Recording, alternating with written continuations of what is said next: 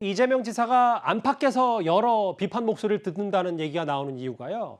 어제 이 지사가 경기도의회 본회의에 참석을 했는데 대선 경선 토론을 위해 중간에 조퇴를 했습니다. 현장 화면 만나보겠습니다.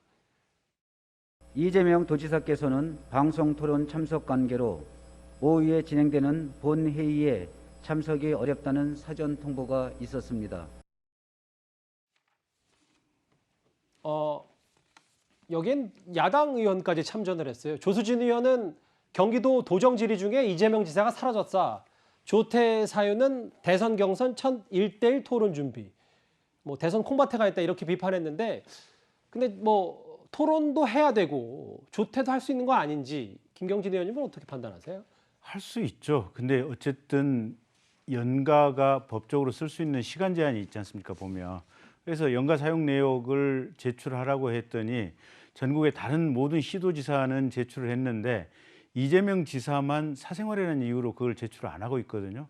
근데 어떻게 연가 사용 내역이 사생활이 될 수 있죠?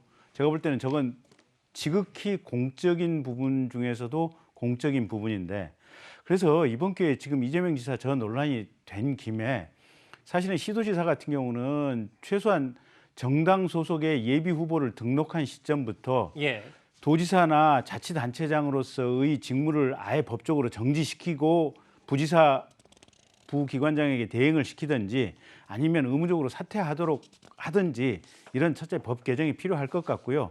어쨌든 이재명 지사 하는 것을 보면 지금 원희룡 지사, 제주지사 사퇴한 거에 비하면 상당히 깔끔하지 못하고 여러 가지로 국민들이 보기에는 많은 좀 이 문제 의식이 좀 있는 것 같습니다. 예. 사실 이재명 지사가 최근에 보훈 인사, 낙하산 인사 논란도 있었는데 여기에 대해서도 이렇게 답을 했습니다. 바로 화면을 보겠습니다.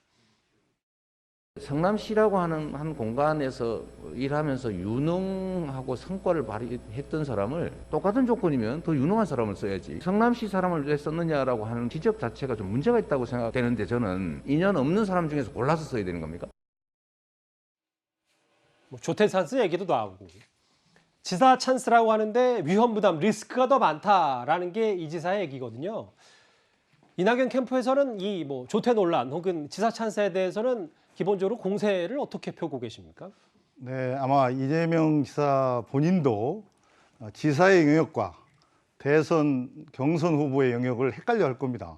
어디까지는 지사, 어디까지가 대선 경선 후보인지 굉장히 헷갈려 할 텐데, 그럼에도 불구하고 이재명 지사께서 자기는 지사직을 더 선택하겠다라고 할 정도로 그렇게 지사직 유지에 대한 강한 지금 의지를 표명하고 있는데, 이제 본인이 경선이 끝날 때까지 아마 사퇴는 않을 겁니다. 그렇다면 적어도 이 시점에서 이 지사께서 좀 결단을 내려서 이제 좀 구분을 확실히 해서 지사의 영역과 대선 경선 후보의 영역을 좀 본인 스스로 영역을 구분해서 잘 했으면 좋겠다, 그런 안타까움이 있습니다. 알겠습니다.